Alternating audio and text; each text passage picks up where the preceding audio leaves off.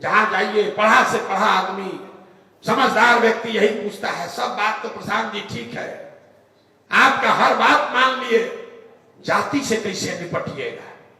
हम आपको बताते हैं जाति से कैसे निपटेंगे। हम आपको 4 उदाहरण देंगे। 1984 में इस देश में राजीव गांधी के नेतृत्व में कांग्रेस की सरकार बनी। आपसे पूछेंगे कि भाई कांग्रेस को इतनी बड़ी सफलता बिहार में कैसे मिल गई? राजीव गांधी के जाति के बहुत लोग तो बिहार में नहीं रहते हैं। तो कोई समझदार व्यक्ति खड़ा होकर कहेगा कि वोट भैया जो इंदिरा गांधी की मृत्यु हुई उसके बाद जो सहानुभूति की लहर चली उसमें सब जात पात लोग भूलकर कांग्रेस को वोट दे दिया। कर्पूरी ठाकुर जैसे बड़े लीडर चुनाव हार गए।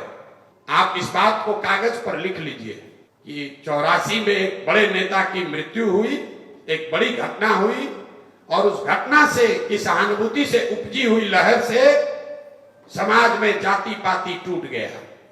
फिर पूछेंगे 1989 में क्या हुआ? जनता दल ने पूरे बिहार झारखंड को स्वीप किया, बीपी सिंह प्रधानमंत्री बने। जनता दल को कैसे वोट मिल गया? बीपी सिंह के जाति के तो 3% लोग रहते हैं बिहार में। तो आप में से लोग बताएंगे कि भैया जात का बात कहां है? उस समय तो बोफोर्स इतना बड़ा मुद्दा हो गया, पूरा देश में भ्रष्टाचार के नाम पर, बोफोर्स के नाम पर नारा हुआ, राजा नहीं फकीर है देश की तकदीर है। लोगों ने जाकर कांग्रेस राजीव गांधी को हटाने के लिए, बीपी सिंह को जिताने के लिए वोट दे दिया। इसको भी लिख लीजिए। फिर आपसे पूछेंगे 2014 में क्या हुआ? लालू नीतीश जातीय समीकरण सब धरा का धरा रह गया। भाजपा वाला 30, 32, 35 सीट जीतकर चला गया। आप लोग बताएंगे कि भाजपा का यहां ताकत थोड़े ना है। वो तो 14 में जो मोदी जी का लहर चला उसमें भैया युवा बुजुर्ग सब आदमी जाकर मोदी को वोट दे दिया। इसको भी लिख लीजिए। फिर पूछेंगे 2019 में क्या हुआ?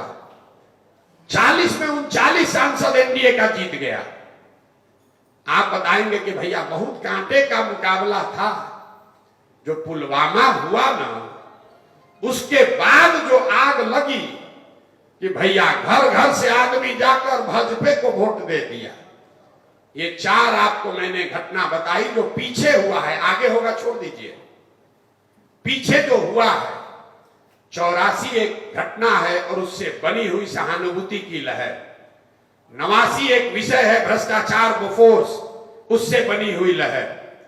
2014 एक व्यक्ति है नरेंद्र मोदी, उसकी बनाई हुई लहर।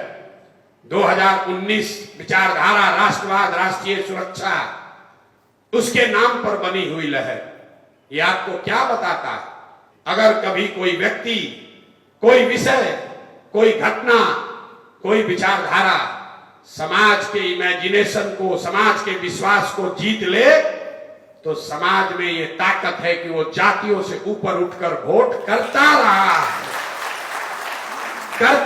आगे करेगा कि नहीं छोड़ दीजिए।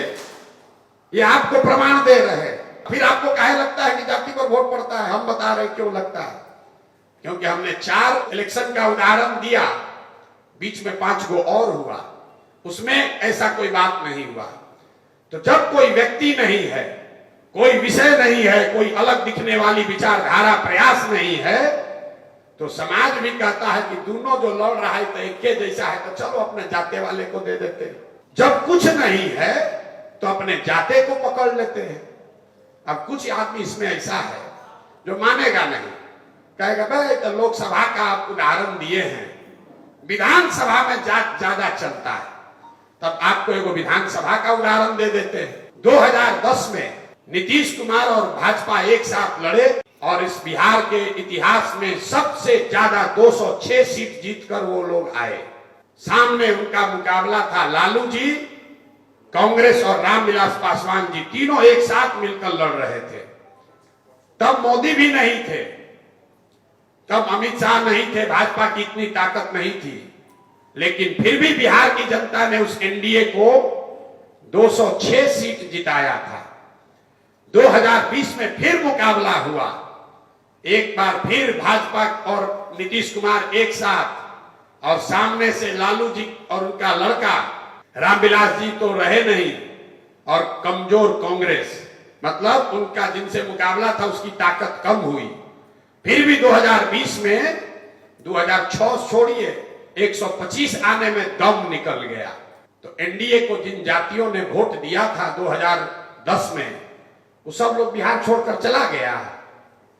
नहीं, वो 206 सीट इसलिए आया था कि समाज के हर वर्ग को ये लगा था कि 2005 से 2009 के बीच, लोग कहता है नीतीश जी का जो पहला टर्म था उसमें काम हुआ था, तो काम भी था और जाति का समीकरण भी था, तो 206 सीट मिला।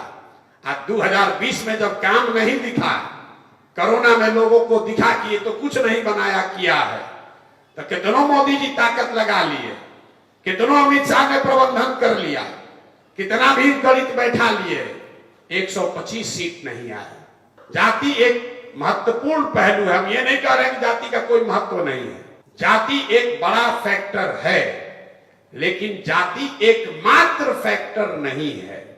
जाति भी एक फैक्टर है। वोट देते समय 20 विषय है, उसमें जाति भी एक विषय है।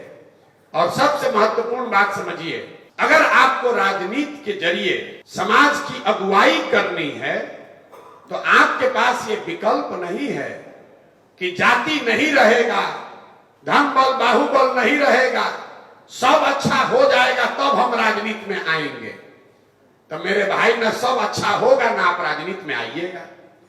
और एक बार को मान लीजिए सब अच्छा हो जाए तो फिर आपके आने की जरूरत क्या है? जो अच्छा करेगा उसी को रहना चाहिए।